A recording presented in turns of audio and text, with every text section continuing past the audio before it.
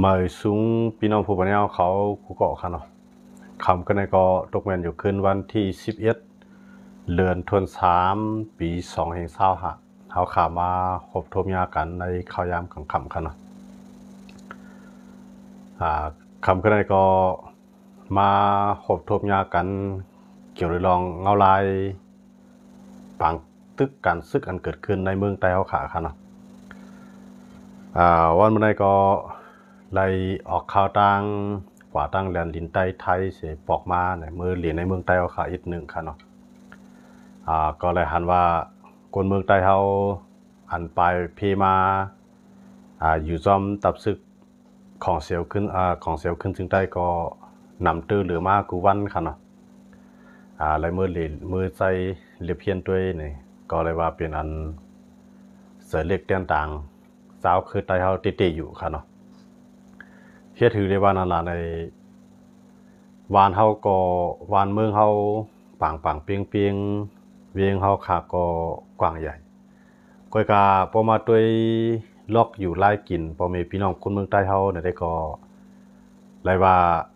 ดีใจเรียกเต้นั่นขนาดเนาะซึ่งคือลาในเพราะว่ามาปึงอีกตับซึกเนี่ยได้ก็มันก็จะมีลองอุ่นใจลองห่มลมอยู่ก้อยกาลองปกป้องพ่อตัวเก่าได้ก็มันก็จะทบตั้งหยาบนั่นขนาดเนาะยันเพื่อมันเปลี่ยนเพราะว่าลุกขึ้นใต้เฮาเนี่ยอันนั้นก็คนเมืองใต้เฮาเลยมาปึงโฮมปึงพวยตับซึกใต้เนี่ยเขาก็มีลองห่มลมนั่นขนาดเนาะก็ลองตัดเตปกป้องพ่อศาสตร์ปานกว่าวันเมื่อนานแต่ก็มันก็ทบตั้งหยาบนั่นขนาดเนาะย้อนเพื่อมันเปลี่ยนหวยเปลี่ยนร้อยเนี่ยลายหากินเลี้ยงต้องก็มันพอมีการค้าการขายเต้มันก็มีถูเนาถูดินเข้าเคฉะนั้นมันก็เหมือนจะหนังตั้งป๊อตในเมืองไทยค่ะป๊อตของป๊อตจานป๊อตกลางนั่นขนาดเนาะก็ดีมากในก็ผมชื่อว่าใครมาน่ะเลยมาห้าในก็ผมใจเขาก็ฮู้อยู่ว่าตีอยู่ตีกินตีเศร้าเมืองเขาก็มันแคมป์นะก็มันเสียงหนังซึกใต้เขาตีเขาอยู่จอมห้วยจอมลอยก็ผมชื่อว่าเขาใครอยู่นางเก่านะย้อนเปลองพร้อมโฮมมีในซื้อคือใต้เขามีลองพร้อมโฮมกันเนี่ยก็ตาได้หักษานาลินขึ้นใหญ่ไรนั่นไหนมันเปลี่ยนอันหยับเต้นั่นขนาดเนาะนั่นก็เปลี่ยน เตียนเฮาคาเลยเรียเพียนด้วยล็อกอยู่เปิงกินคนเมืองใต้เฮาไหนก็กาข้ามเลยถ่ายออกมาลงเปลี่ยนทางการกันยันเบอร์สังหลาเนี่ย ยันเบอร์มันเปลี่ยนในนาทีตับซึกเนี่ยเฮาเตไทยหลายซื้อหลายลองก็มันแต่ไรวนถึงลองห่มลมนั่นขนาดเนาะก็การเรียบเพี้ยนนั่นได้ก็ลงเรียบเพี้ยนด้วยลายอยู่ลายกินลายเฮ็ดลายสร้างเนี่ยมันก็เป็นอันลองตึกหยับผืนที่ว่านั่นขนาดเนาะมันตึกทบตั้งหยับหลายซื้อหลายลองอยู่ลองกินเกี่ยวกับน้ำในไฟในตั้งกว่าตั้งไปในซึ่งในก็มันก็เป็นห้วยเป็นกุ้งเป็นห้วยเป็นลอยในมันก็หยับนั่นขนาดเนาะที่มันเลยเปลี่ยนซึ่งในมาปัญหาซึ่งในเนี่ยมันลูกดีอยู่ดีดับซึกได้เฮาพร้อมกันเนี่ยก็มีเชียงเนี่ยในเมืองเฮาเปิ้นซ้ำเอาเปิ้นซ้ำหิมกันเปิ้นซ้ำอยู่เนาะใต้เฮาซ้ำเลยมาปึงโฮมปึงพวยดับซึกจอมห้วยจอมร้อยนี่ก็เป็นอันลองหยับตาเตเลี้ยงต้องกะวันมื้อหน้าค่ะเนาะเลี้ยงต้องมันเส้นหนังหมักข้าวเต้านำได้ก็มันก็ปอกกินกลุ่มทวนเตียงป้ออยู่ยันว่าดับซึกก็เอาปุนพรใจแถมด้วยถึงไว้นั่นขนาดเนาะก็การตาเตให้เพราะว่ามักมีรีเปลี่ยนกว่าวันมื้อหน้านั่นได้ก็มันหยาบนั่นขนาดเนาะอันนั้นแต่มันเป็นปัญหาอันใต้เฮาติเลยคมกันจอยกันกีที่ว่านั่นขนาดเนาะตอนที่เก็บปัญหานั่นแหละได้มันอยู่ที่ตับซึกเขาเตหันกาขันก้นเมืองเขากะหือเตหันก้นเตหันกาขันก้นซึกเขากะหือเตหันกาขันแผ่นดินวันเมืองเขากะหือมันได้ก็อยู่ที่ก้นลงใต้เฮาลีเลียเพียนป่องใส่ตี้นั่นขนาดเนาะก็ในเฮาขาขึ้นมาด้วยแทงในมื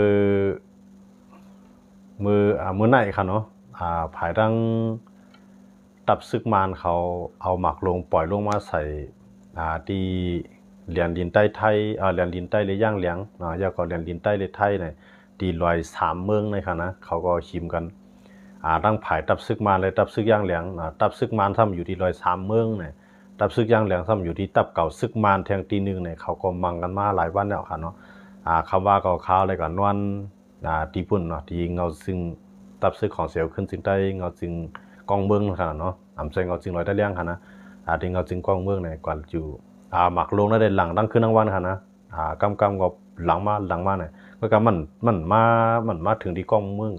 ก็กำมันจำกันนะครับเนาะที่เขามายืนได้มันเป็นอันติมานเขาปล่อยหมักลงมาใส่ได้มันเป็นตีวันห้วยหมักคือส้มขนาดเนาะที่วันห้วยหมักคือส้มเนี่ยมันจับติดกันตั้งเหรียญดินย่างเหลียงเนาะมันก็จำไว้ลอย3เมืองอย่างเรียกว่าลอย3เมืองล่ะใน3เมืองลอย3เมืองนั้นเป็นจื้อใต้ไว้ค่ะเนาะ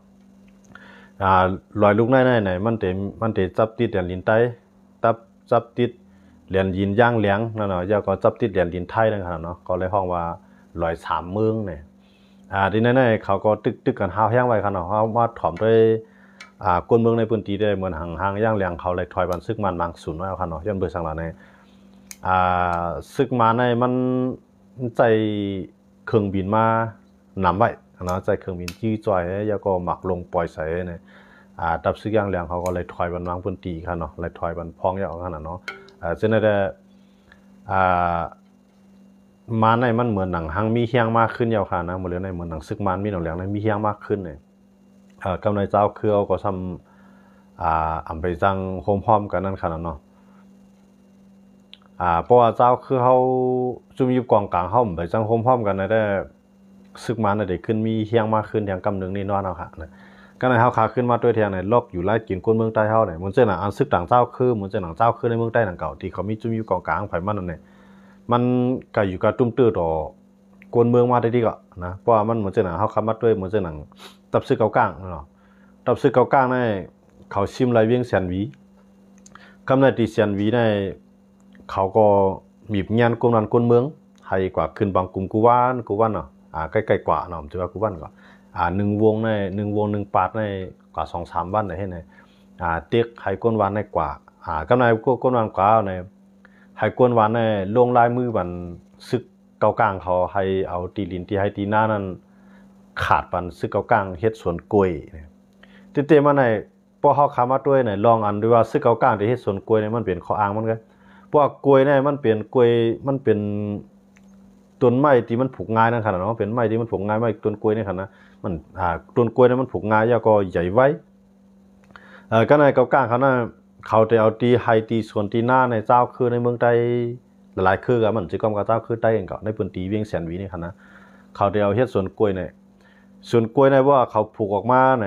1ในกล้วยก็เขาไล่ขายนะ2มาในตีลินก็ที่เป็นของเขาวันมื้อน่ะกล้วยเนี่ยเฮาเฮ็ดว่าสวนกล้วยเนี่ยจังไหนมันปียาวข้าวหึงเอาในมันได้มีเจ้าตื้นล่างอยู่ด้านหลังมันค่ะสวนกล้วยเนี่ยเฮาขาดได้ยุคในเตียกมันเหมือนเส้นหนังเมืองลาวเมืองลาวในเขในมาขาดตีลินเขาเนาะมือจ้างในมาขาดตีลินเขาเฮ็ดสวนกล้วยแฮยาวก็สวนหมักมงนะแต่อันนั้นที่เฮาเอายุคในเตียกที่เมืองลาวก็ในว่าเขเขาขาดเอาในเขาขาดนั้นเขาใจขาดเอาปี2ปีก็เนาะเขาได้ขาดในข้าวดังยาว50 ปี50 ปีปากปีตั้ง50 ปีที่สุดมันก็30 ปีเนาะ30 ปีต่อถึง50 ปีเนี่ยเขาได้ขาดให้จังนั้นกำไร เพราะว่าเขาขาดแล้วเนี่ยเขาก็เฮ็ดสวนกล้วยนะเฮ็ดสวนกล้วยเฮ็ดสวนหมักสร้างพอแล้วก็เฮ็ดสวนหมักงงให้นะครับนะเขตเขาในเขาเฮ็ดจังนั้นกำไรขึ้นเอาพี่น้องลาวเขานั่นก็เฮ็ดลูกน้องกำไรเจ้าของมันทำเป็นลาปานเขนะกำไรหลวงปองจึงซ้ำปันขาดนะพวกหลวงปองจึงปันขาดในก้นเมืองในพื้นที่จังนั้นก็บ่ได้กว่าสวนเฮาคู่ของเฮาเนี่ยพวกก้นเมืองเข้ากว่าในหลวงปองจึงซ้ำยอบนะหลวงปองจึงลาวในซ้ำยอบก้นเมืองลาวเขาขึ้นว่าก้นเมืองในลุกลามพื้นที่ของเจ้าสถีเขานะก็ยันเมืองในหลวงปองจึงเมืองลาวในเขาก็ซ้ำไรตั้งจอยแถมที่เมืองเขนำแล้วก็เขาก็มีเคียงแต่ได้ลุกพื้นขึ้นนั่นขนาดเนาะพวกหนามาสมาหนาก้นเมืองค่ะก็เนี่ยนะเอาก้นเมืองเขาในพื้นที่ก้นเมืองกับสารคาดว่าก้นเมืองกับตุกย้อนมาว่าเนี่ยตีลินเจ้าเก่าเตี้ยในกำลื่นมาในยันเบอร์สามเนี่ยยันเบอร์เขาลงลายมือกันว่าปันขาดอ่ะนะ30 ปีก็ตั้งนาเห็นนั่นสิเลยเมืองลาวในเฮ็ดสวนกล้วยสวนหมอกมงนะต่อขายส่งออกต่างรถไฟฟ้าตั้งไว้สูงนั่นมือขายเมืองเขนะกำไรเหมือนเส้นหนังลาวเขาจะได้ตัดเดียวคู่ของจะได้ดาวเขาเฮ็ดออกมาในมันเปเลยลาวปานขี่เขาอย่างไรขี่เขาในผูกน้ำขาดเอาตีลีเนี่ยก็ขาดในข้าวดังยาวนั่นขนาดเนาะเฮ็ดส่วน เฮ็ดสวนนำๆยาก็ขายโป๊ะๆนะกำไรลาวเขาซ้ำมียอดจ่ามันก็เลยกับซิ่งเมืองเขตหลายๆเลยซิ่งหลายๆเมืองเลยเข้ามาตื่นลางมันสูงซ้ำเฮ็ดซ้ำมีเฮียงดอกได้เฮ็ดนำไรนะเขตเขาซ้ำเขามาจ้างคนเมืองลาวเขาเฮ็ดการนะก็ไม่เขาเป็นเจ้าของมันเขาก็จ้างบ่ที่ไหนพวกเฮ็ดนั่นไหนก็ได้เหมือนจังนั้นพี่น้องลาวเขาเนี่ยติก็ขายเฮ็ดหมักไม่หมักดอกมาขายก็มีไผซื้อย้อนเมื่อซะมันซ้ำแต่ได้ขายกะผู้เป็นเจ้าคือลาวเขาคนเมืองลาวเขาขายมันได้ขายกะผู้เป็นขี่เขามาขายโป๊ซ้ำหังดีหรือลาวของลาวเขาแท้นะย้อนมาเขาเนี่ยเขามีเงินตื้นล้างเขามีเงินตื้นล้างฉีดยาคาวงคามยังมันแล้วก็ใส่ผุนใส่ปุ๋ยมันเข้มๆหังดีหังลาวครับผู้เป็นขี่เขาเฮ็ดกำไรเขาขายโป๊ซ้ำหังดีอันเป็นลาวเขาเฮ็ดออกมาตื้นล้างเขาซ้ำเปียงโป๊ซ้ำขายกะซ้ำโป๊เข้มเฮ็ดให้เสิได้กำเลื่อนมาในคนเมืองลาวเขาขึ้นซื้อกินคู่ของของเจ้าให้เจ้าหน้าของลาวเขาขึ้นเลยนะมันกะนะอ่อนกันกับปันแห้งคู่ของเขกำเลื่อนมาเจ้าให้เจ้าหน้าของลาวเขานั้นร่วมลงกว่านะมีเคียงตาได้ต่อสู้ได้มหาเสถียรลงตั้งเมืองเขเขากำเลื่อนมาเนี่ยคนเมืองลาวเขาเลยอ่อนกันไปกับเมืองเขกับเวียดนามหนองมาเมืองไทยกว่าต่างเมืองนั่นขนาดเนาะอ่อนกันกว่าเป็นลูกน้องลูกจ้างเบอร์ในเขาตั้งหลายเมืองลาวเขาขี่ทำมาลงตื้นล่างกับเมืองเขาได้ที่กำไรอย่างไรครับว่าเราเมืองลาวเนี่ยมันเหมือนกันในลักษณะแนวตั้งเหมือนกันเนาะตั้งที่ใต้เขาขาดโทบอยู่ในข้าวย่าหมดเลยเหมือนจะหนังเวียงเชียนเวียนเกากลางเขาเฮ็ดอยู่เนี่ยนะซึ่งเกากลางเขาเนี่ยเขามีเจ้าตื้นล่างมันเป็นก้นคือเขียวนะเป็นก้นเมืองเขียวกำไรตีลินสูในที่ไฮตีหน้าสูในขาดปันเท่าว่าเขาได้เฮ็ดสวนกล้วยเนี่ยกำไรก้นเมืองเนี่ยก็เขาก็รู้เฮ็ดหรอรู้ห้ามขาดปันเนี่ยก้นเมืองก็ดึกสารคัดค่ะก็สารคัดก่อนปีเลยเขาหนึ่งในมีเจ้าตื้นล่างเงินอยู่ด้านหลังสองมาในมีซึกเก่ากลางยิบกองอยู่ไว้นะก็ในเพราะว่าเขาก็ขึ้นบางกลุ่มกันเนาะในใจก้นเมืองมาในพื้นที่ใจก้นเมืองในพื้นที่ขึ้นมาขึ้นบางกลุ่มมาเนี่ยใจลงลายมือปันมาว่าขาดก็ในก้นเมืองในก็ป้อมไปลงนะไปลงเอาก็ในเพราะเขาห้องสูงมาอุบลเนี่ยกัดแตกนาลีเนาะในมือเลยนะลายเอกาเนี่ยเงินนั่นก็ตมตาในกึ่มตาในก็ปันก้นเมืองอันนี้ยังซึกเก่ากลางเฮ็ดที่เวียงสันวีในขณะที่ไหนๆเพราะเฮ็ดจังไหนวันลืมเมื่อนามาไหนตีไฮตีหน้ากวนเมืองใต้เฮานั่นน่ะจิกเจ้าคือใต้ขนาดกูเจ้าคือขนาดเตียนเก่ากลางเมืองกูมกำขนาดแต่เปลี่ยนตีเย็นเปลี่ยนตีลินของขี่กับแพทย์กำลืนกวนเมืองในบนเตรียมจะได้ขึ้นให้ลูกน้องลูกจ้างขึ้นเพื่อลูกน้องลูกจ้างพวกเขาจ้างเขาก็มีการเฮ็ดอะไรพวกเขาจ้างเขาก็ย่อเหมือนดีๆเท่านั้นถูกเขาเอากะเพราะว่าเขาผูกกล้วยในมันใหญ่ไว้ครับลูก1 ปี 2 ปีมันกอออกหน่อออกกอมาหนามันได้ได้แล้วเฮามายิบในคืนเนาะเฮามาเฮ็ดจังได๋ในคืนเนาะเนี่ยเขาเดี๋ยวลอกลายในเสเลเป้นะมันก็แนวตั้งเหลือในเมืองลาวหรือที่อันเก่ากลางเขาเฮ็ดอยู่มื้อเดียวนี่ก็ได้แต่ว่าพวกคนเมืองเฮาทำเก่ากลางมาในดีได้เนี่ยบางก็ได้ว่าดีเนาะบางก็ได้ว่าเลยกินจ้อมได้ว่าดีเลยกินจ้อมได้ขี้จังขนาดนะบ่เป็นจังได๋ยาวเนี่ยแผ่นดินเมืองเฮาน่ะบ่เพิ่นว่ายึดหลายเอาเนี่ยไห้หน้าเฮาเป็นของเพิ่นนะตั้งเมืองไต้ประจันเนี่ยก็จามลามาเอาหมดเลยนะพื้นที่อันตัวแต้นเมืองเขมาอยู่ถึงนั่นนะมันจะหนังเมืองคือไล่ค่าตัวแต้นเมืองเขเข้ามาถึงนะจุ่มยิบกองกลางตัวแต้นเขนะลาดก็พี่น้องเขาได้ฮู้อยู่ไผเนี่ยนะก็ไหนเขาก็หน้าสุดในพวกมันปุ๊บปล่อยไว้ห้ามละลายเนี่ยมันมีคนเฮ็ดในเฮาได้เฮ็ดเนี่ยเขาว่าเขาได้เฮ็ดนะจุ่มยิบกองกลางจะได้เขาได้เฮ็ดพวกเขาเฮ็ดเขาใจแห้งก้นหวานนั่นก็นะเขาได้มีจากไถนานเขามาป้าให้ใจแห้งก้นหวานมาซ้อมมาปอมาปาดมาปุ่มเนาะอันนั้นก็ใจแห้งก้นหวานแท้ก็ในพวกก้นหวานปันก็ไหลนะพวกสุ่มปันก็หน้าเนี่ยมันห้ามเขาได้ยึดหลายนะเพราะว่าใครเขายึดหลายก็ห้องก้นสูงมาอยู่เลยนะมาเจ้ามานำปลายกับเมืองขี่เมืองไทยแบบนั้นก็มันมีหนำมันขนาดเนาะซึ่งในก็ปัญหาในลามมาตามมาทีเดียวคนเมืองไทยขนาดกำไรเหมือนจะคนเมืองในพื้นที่เนี่ยมันอยู่ไรเนาะป้ายกว่าอยู่จอมตับซื้อเขาเนาะอันจำวันให้ก็จะไปกับอยู่จอมวันให้จำรอยได้เลี้ยงไปจำรอยได้เลี้ยงจำทีไรก็ยากในตับซึกได้กุฏิตีนึงนะจำปิดุจิตก็ไปกับจุปิดุจิตจำเมืองลาไปกับจุเมืองลาเนี่ยจุ่มยิบกองกลางเขาจะได้คุจุ่มก็อ่านกันเฮ็ดขึ้นเฮ็ดเย็นปานนั้นหันเนาะปานเอากำไรเพราะเขามาอยู่ว่าเนี่ยเขาก็ตับซึกก็ได้เลี้ยงเขาเลี้ยงน้ำในเฮ็ดปันตีด้านเศร้าเนี่ยก็เป็นอินเฮียงลงในตับซึกอันหนึ่งก็ใกล้ๆว่าตั้งหลังนั้นเฮาซ้ำจังมือหักษาคือเรายันบ่ตับซึกเขาเกียดขี้ไว้ปันเนาะบ่ตับซึกเขาเกียดขี้ไว้ปันในตีลินแผ่นลินเฮาคาอันอยู่ไว้ตั้งหลังเช่นนั้นจุ่มยิบกองกลางเขาก็ได้ยึดนะได้ยึดแล้วก็ความพังลีได้เขาว่าขาดนั่นขนาดนะตอนขาดนั่นผมชื่อว่า1 ปีก็นั่นตุกลงอันในเจ้าของมันเตรียมใจปั่นใจนะเพราะว่าปั่นก็สำไรนะปั่นก็ เอาลอกไล่หมิบเงี้ยโป๊ปันกว่าซ้ำแต่ว่าสู่ในลงไล่มือปันยาวนะไล่ก็ดีค่ะก็ได้นะเพราะว่ากำเนิดมาเนี่ยเพราะว่าขี่เขาในเป้าหมายของขี่เขาในเขาจะอย่าตีดินเมืองใต้ย้อนเมืองชาในตีดินเมืองขี่เขาในก้นขี่เขาในมันนำแห้งหนานะเฮียงไป4 ปากล้านนะเฮียงไป4 ปากล้านก็ในตีดินเมืองขี่เขาในกำในถึงคือป่าไม้ในขี่เนี่ยปันก้นเขาอยู่ปันก้นเขาเฮ็ดนะแต่ได้ว่าก็ตีห้วยตีลอยก็เฮ็ดให้เฮ็ดสวนในขี่ในคำปันเฮ็ดนะเขาหักแผ่นดินเขาน่ะเขาหักถึงคือป่าไม้เขาน่ะขี่เนี่ยนะกำในพวกใครมีตีลิ้นนะเพราะว่าใครมีเฮือนอันตีอันใครมีว่างเฮือนอันกว้างๆเนี่ยตีเลยก็หาดีแล้วเนี่ยตีเลยมาหาในเมืองใต้นะตีเลยมาหาในเมืองใต้ในเมืองทางในเพราะเขามาในเมืองใต้เนี่ยเขาเป็นเจ้าของที่ดินไรว่าอยู่เมืองเขในคำเป็นเจ้าของที่ดินไรเมืองเขในป้อมสัตย์เทียนนาในแต่ได้ซื้อที่ดินแล้วเนี่ยเป็นไรเมืองเขในนะตีเลยเป็นสัตย์เทียนที่เตียว่าก่อนได้ซื้อที่ดินไรนะกำไรพวกเขามาในเมืองเฮาเนี่ยปันเงินจุ่มยุบกองกลางตัวตันๆเนี่ยจุ่มยุบกองกลางก็ขี่เขาจอยแถมเฮาลงเลยนะเพราะว่าขี่เขาจอยแถมเฮาลงการกล้าการขายเนี่ยพวกเฮาที่ดินเป็นเขาไล่เนาะมันเรื่องว่ามื้อเดือนนั้นเขาได้เขาลาดว่าเขาได้มาเฮ็ดสวนเนาะเฮ็ดสวนกล้วยเนี่ยเพราะว่าสวนกล้วยเนี่ยอันพี่น้องคนเมืองใต้เฮามีกล้วยแต่ได้ขายวันมื้อหน้าเนี่ยมันค่ำขายแล้วเพราะว่าเขาสวนกล้วยอ่ะนะเขาเดี๋ยวกล้วยเขานั้นออกก็ขายขึ้นทั้งเมืองขี่กันก็นะก็ในกล้วยเนี่ยมีเพไว้ขนาดนะ1 ปีเนี่ยพวกเฮาปลูก1 ปีเนี่ย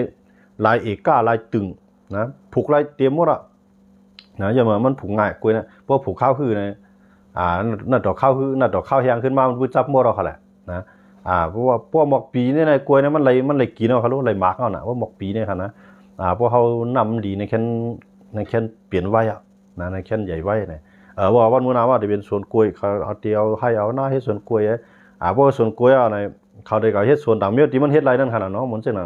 อันเป้าหมายสูงสุดก็ได้คำจะว่าใครไรกล้วยเขาหรอเขาคาเลติลินนะเขาคาเลติลินอันนั้นก็คนเมืองใต้เขาทบอยู่ในข้าวย่ำมือเหลียวยาวขานะเพราะว่าเปิดเอาติลินเท่ากว่าในเขาปลายกับอยู่จอมตับซื้อเขานะกำวันมือน้ำมาเนี่ยเขาได้มือขึ้นนั่นน่ะเขามีเอาติลินแต่เฮ็ดกินนะเขาก็การอะไรอยู่ในตับซื้อกับให้นั่นก็พวกอยู่ในตับซื้อในตับซื้อกับพวกปองทางเขาไล่ลาเนี่ยก็พวกปองกับตับซื้อก่อมจะพวกปองเขาไล่เต้ๆย้อนบนตับซื้อก่อมจะมีเงินเต้ๆนั่นขนาดเนาะก็กะไรมีเจียงอยู่เจียงนั้นในกินกว่าก็เขาได้ปันอึบนะมันจะเป็นจังได๋เขาตับซื้อเขาก็นะย้อนบ่จังได๋ในต่างว่าจังได๋นั่นอันตาได้ให้คนเมืองเฮามีตีอยู่ให้พอจังมืออยู่ขึ้นตีอยู่ด้านเช้าเฮาเนี่ยได้เฮาหลมีตับซื้อกันพร้อมกันเนี่ยก็รักษาแผ่นดินเฮาไว้ไหลเนาะหนังคือก้นเฮาเตรียมไข่ป้ายนะป้ายก็ย่าให้มาอยู่ไหลมาอยู่ว่าให้ขึ้นห้องกันมาแทงเนี่ยมันตับซื้อเขาหลูวนไล่นะหลูวนไล่เนี่ยให้คนเมืองเขาหัดอยู่หัดกินมันสิว่าปล่อยวนมาอยู่ก็ย่าวันมื้อหน้ามาเขาได้มันเปลี่ยนไผเพิ่งเขาไล่ก็มั่นปันเขานะเขาก็ได้วนจังได๋ตับซื้อเขาว่าทางอิงก็เขาได้ไล่ขึ้นถอยขึ้นแก่เนี่ยมันใจจังนั้นเพราะว่าวนงบงี้กันได้ตั้งมาเนาะงบงี้ได้ตั้งเขียเนี่ยจังได๋เปิ้นจังไล่ก่อนเลยง่ายๆแกนะเฮาก็ตึกสู้ก็อย่าไปตึกเขาพื้นที่จังได๋ก็เฮาก็อยู่กับสู้ก็อยู่กะเตียดินหน้าได้เปิ้นปานเฮาขึ้นเอากำไดนะเปิ้นได้ว่าคือล่ะเนี่ยก็เฮาตึกไรรู้ตีแน่ๆนะเพิ่นก็ได้ว่าก้อมขอในว่าแล้วนะเพิ่นว่าเพิ่นก็ได้ว่าเพิ่นตึกไรนั่นน่ะต้องว่าใต้ตับซึกได้ยังถึกที่วนว่าเบอร์โจกาใต้ไปลงลายมือบันโจกาใต้ตึงมีปืนเอาแน่มันไปเป็นของเพิ่นไล่นะมื้อเหลือในมันใช้ความกะเขาก็เบิ่นเขาก็มันอุบกันง่ายก็มันมีขี่อยู่ด้านหลังมันนะมันมีขี่อยู่ด้านหลังมันเพราะว่าขี่อยู่ด้านหลังมันน่ะตอนหนังลาวเป็นเมืองก่อนขอย่ำลุกไล่ขึ้นต่อเทินบ่ได้ครับนะกัมพูชาก็โจมอยู่ภายใต้เมืองขี่วันมื้อนี้มันจังเตียนเต้ๆกันในมานมันจังหนังมาในเฮียงซึกมี4แสนนะเฮียงกวนก็มีเฮียงเงินเฮียงกองมีกูเมียวก็ย่ำลูกไล่นะลูกไล่ตาได้เขียงตาดอกขีน่ะมีเฮียงสีดอกกำในเจ้าคือในเมืองเฮาในแค่นจังหวัดถึงนะเพราะว่าตับซื้อเขานั้นป่องใส่นะเพราะว่ากวนอ่อนโหนกับเขาเนี่ยหมายถึงกวนอ่อนโหตับซื้อเขาคันนั่นน่ะเนาะดังว่าพวกกวนอ่อนโหตับซื้อเขาปีถึงมาก็ให้มันพร้อมกันเนาะให้มันโหมอะไรทั้งการเมืองทั้งการซึกเพราะว่าจังได๋ได้มันได้จังแกดเขตแผ่นดินเฮาเนาะเพราะแกดเขตมันก้นเมืองเฮาไรก็เฮาแกดเขตแผ่นดินเฮาไรนะจนเบิกก้นเมืองน่ะเป็นก้นรักษาแผ่นดินโดยถ้ามีแผ่นดินไว้ละลายพวกก้นเมืองเฮาอยู่แล้วเนี่ยเปิ้นก็มาเอาแผ่นดินเฮากว่านะอันนั้นก็เป็นไฮเฮาอันนั้นก็เป็นหน้าเฮาอันนั้นก็เป็นสวนเฮาใช่มั้ยเขาก้นเจ้าของมันเลยปลายน่ะเจ้าของมันอยู่เลยน่ะเพื่ออยู่ในเพิ่นหมาบ่มาเอาเขาแล้วไหนมันจังพี่น้องมีแซนด์วิชเขาเนี่ยผมเคยปันนี่เขาแล้วเนี่ยที่ไฮดีหน้าเขาที่สวนเขานะก็กระซึกเขากล้ามว่า เขาขาดเฮ็ดไว้เขาขาดเฮ็ดมือซุ่มไปเฮ็ดน่ะย้อนขาดเฮ็ดกันน่ะเพราะว่าทั้งนี้ในความจะนั้นเป็นความหังดีกันน่ะนะกำลืนมาในบนได้ยึดเอาเตี้ยนะนั่นก็บนเดียวก้นบนปล่อยนั่นก็เดียวขี่เข้ามาอยู่ไว้ก็เอาซึมมีกองกลางห่มล้มไว้เนี่ยอันนั้นมันเกิดขึ้นครับก็ไม่เข้ามาด้วยแรงก็ลองแก้งคอเซ็นเตอร์นะครับนะแก้งคอเซ็นเตอร์ในเขได้เพียวกูเตียซ่อมแดนดินนะซ่อมแดนดินเขซ่อมแดนดินไทยเนาะซ่อมแดนดินยางน่ะเขในปันแห้งให้เพียวก็ไม่เขแก้งคอเซ็นเตอร์ในมืออยู่ในมือใต้เนี่ยมันเหมือนแสดงว่ามันหวานมันบีบตั้งบีบอันจำมันเหรอก็ให้ขึ้นหลันเขาในมือเขาวันมือนามาเนี่ยตีให้ตีส่วนตีหน้าเส้นไหนแก้งเขาเซ็นเตอร์เส้นนั้นก็เขาได้เย็นเปลี่ยนเจ้าให้เจ้าหน้ากับแบบนะย้อนเมื่อในจุ่มยิบกองกลางในเอาปันเขานั่นน่ะนะเขาได้ขาเรอเนี่ยแก้งเขาเซ็นเตอร์มีเงินได้ขนาดเขามาเขาเอาเงินเอาปันตับซึกจุ่มเลยอ่ะนะก็ในอันเป็นก้นเมืองเขาก็อยู่แล้วนะย้อนเมื่อไหร่ตึกกันนิดยื้อกันนิดเตี้ยนิดเก็บซึกนิดเก็บเขาเก็บน้ำเก็บเงินเก็บกูไม่ให้ก้นเมืองอย่าไปอยู่ไรก็ในแก้งเขาเซ็นเตอร์ในมาอยู่นะแก้งเขาเซ็นเตอร์มาอยู่ในกำลืนมามันเฮ็ดแก้งคอเซ็นเตอร์นะมันได้เฮ็ดตีปีนตัวนะเอาเงินที่มันหลอกเพิ่นมาซะนั่นเอากับลงตื้นล่างเฮ็ดสวนกล้วยในเฮ็ดสวนอ้อยในเฮ็ดสวนหมักเกียงในมันได้จังได๋มานะเพราะฉะนั้นน่ะขี้ในเขาบ่เฮ็ดน่ะมันจังนั้นได้เฮ็ดให้มันเข้มแน่นะได้เฮ็ดให้มันหังดีแน่ได้เฮ็ดให้มันใหญ่ไวแน่เขาแก่น่ะผายสารเคมีในขี้ในเขาแก่น่ะนะมันจังนั้นคู่ของหมักไม้เมืองขี้ในเขามาในห้องลีห้องเล่าลูกใหญ่ลูกลงหาย่าเมื่อเขาโมเฮ็ดเคมีโมเฮ็ดยามันน่ะเนาะเฮ็ดให้ยามันเฮ็ดให้มันทางดีเฮ็ดให้มันวงเวียงอยากให้กินนั่นน่ะก็ในเพิ่นเฮาได้อ้ำก็ซื้อเขาได้ซื้อเขาได้เฮามีเงินให้ซื้อเขาบ่มีแหงในโมเฮ็ดเฮาต่อสู้คำไรนะเพราะว่าเฮาเฮ็ดน้ำเขาสามารถซื้อเอาล่างเฮาเสียงแบบแท้นะกว่าลงตื้นล่างน้ำว่าเฮาว่ามันก็เฮ็ดสวนอ้อยมันก็เฮ็ดสวนแตงเนาะมันก็เฮ็ดสวนหมักเกียงมันก็เฮ็ดสวนหมักจอกเนี่ยมือเฮาเฮ็ดมือได้จ้ามือมีน้ำในเขาซื้อกำในปล่อยเฮาเฮ็ดน้ำว่าเฮาก็หลุดลงตื้นล่างก็ซื้อมีเฮาจ่าซื้อนู่นซื้อนี่กำลืนมาเงินเฮาเนี่ยมันลงนั่นน่ะคำฮับเสื้อก็ในเพิ่นน้ำว่าเพิ่นฮับเสื้อเฮาร่วมนะเพิ่นเฮาร่วมว่าไหนกำในเขาก็เฮ็ดกำในเพิ่นเขาก็เฮ็ดเนี่ยเขาก็นับซื้อขึ้นหรือนั่นน้ำก้าเนี่ยเฮาก็เลยขึ้นซื้อกินเขาแท้นะอย่างว่ากวนเฮามีเฮียงเฮ็ดมันนะจังได๋ๆเนี่ยอันในกวนเมืองเฮาอันนั้นได้เก็บขายปัญหานั่นได้มันอยู่ที่ตับซื้อเข้าไว้มันจังเขาว่าเพราะว่าตับซื้อเข้าคาตึกว่าไอ้ว่าจีว่าเผาได้เฮาคือเฮาก็กวายเตี้ยนะคือใต้เฮาในกวายเตี้ยกวนเมืองใต้เฮาในทุบร่างอยากเตี้ยว่าจุ่มอะไรยิบอะไรก็มันจะยิบอะไรคือนั่นแหละนะเฮาว่าจุ่มยิบกองกลางเจ้าคือเขากุ้มกำไรว่าเนี่ยเขากุ้มกำไรก็เขาก็จะมีอันสัตว์เขาก็จะมีสันตัดมาจอยกวนเมืองหรือสิว่าลูกเข้ามาก็กวนเมืองลูกกวนมาก็กวนเมืองลูกกว่าลูกไปก็กวนเมืองมันเขาย้อนกวนเมืองเหมือนหมดกำไรหลงห่มลุงกวนเมืองน่ะมีนะหรือเสียเขามีให้มีหน้านี่ก็เขาเก็บกินขวานฮอดหลุมฮอดชายฮอดเอ็นเฮาบ่ได้จำเชียงนะมันกำลืนมาเนี่ยกวนเมืองก็อยู่หยาบนะกวนเมืองก็ถอยพอกวนเมืองถอยเนี่ยซึกมันก็มาหมังแท้นะซึกมันก็มาหมังขึ้นมาซิมขึ้นเนี่ยนะมาได้ขึ้นซิมขึ้นก็มาบ่มีกวนเมืองเจ้าจุมีกองกลางก็มีเฮียงนะว่าลอกไล่ในมันเป็นลายงูกินหางกำไรเขาขาขึ้นมาด้วยแทงเนี่ยมันจะเขาคำว่านั่นน่ะย่างเลียงเขาตึกกันเนี่ยย่างเลียงก็เลยถอยมังสุนนะซึ่งมันขึ้นไรขึ้นมังสุนเนาะมันจะตั้งภายขุนเมืองปลายเนี่ยหมดเลยเนี่ยอันเป็นตับซึกผีดิยับเนาะตับซึกผีดิยับอันตั้งภายขุนเมืองปลายเนี่ยก็กักคาเป็นสังขารใต้เป็นข่าวลื่นหลังว่าเขาก็ออกมาห้าวันมันเนี่ยนะคาเป็นสังขารยาหันใต้เขาไอ้เตียนมันเจ้าจ่อยแถมก้นทบเพเนี่ยเอาก้นมันก้นเมืองในพื้นที่นั้นปลายก็อยู่ว่านใหม่นะเอาปลายก็อยู่ต่างเวียงมันเจ้าก็กว่าให้เนี่ยก็จ่อยแถมนั่นขนาดเนาะเอาผู้สมบัติมิติอยู่ก็อยู่ที่นั่นที่นั่นมันเจ้ากับ10ผายหนึ่งเลยผายหนึ่งไงเนาะเจ้าในผีเรียบความว่ามันป่องข่าวมันมาเนี่ยมันเจ้าป้าในเนี่ยเขาก็มายืดตายไปแล้วยืดปลาลูกน้องตะปีจำใจมันตะกามันขนาดเนาะยืดตายปลายืดตายจ้อมกันนั่นนะก็ในผีเรียบเขาในพื้นที่นั้นมันมีซึกหลายจุ่มมันมีซึกผีเรียบเขากุ้งกำไว้วันเมื่อไรเมื่อด้านในเขาย่อมพับวันเมื่อไรเขาออกมาย่อมพับว่าครับผีเรียบเขาออกมาย่อมพับว่าก็ในเพราะว่ามันเป็นข่าวลังหนาวเขาลงมันเป็นข่าวลังหนาวข่าวใต้ข่าวมานข่าวดังเมืองออกก็ในผีเรียบเนี่ยออกมาย่อมพับจังหวะเนี่ยอันเฮาเชียดในย้อนเบื่อว่าหมุนเจ้าบ้านในมันเปลี่ยนสายข่าวมันนะครับทั้งพิษอันโป้บันมันเนาะหมุนเจ้าได้มันมากก็เยอะผีเรียบมากก็เยอะมันก็เลยหับตัวนะมันจะมีกองเขาลงนะเพราะมันหับตัวอะไรก็ในเพ วกฮับตอนผีเดียไปผีเดียก็โจมอ่ะก็ในพวกฮับตอนซึกมันว่าผีเดียว่าเป็นใจมันอ่ะเป็นใจซึกมันอ่ะเอาก็เอาตายไปละก็ในพวกมันเจ้าในฮับผีเดียพวกมันซึกมันหู้มุนเจ้าก็มาซึกมันก็มามุนเจ้าตายมุนเจ้าป้าในปัญหาผีเดียบ่อันนี้มันกวนเมืองไหนมันมันจะซึก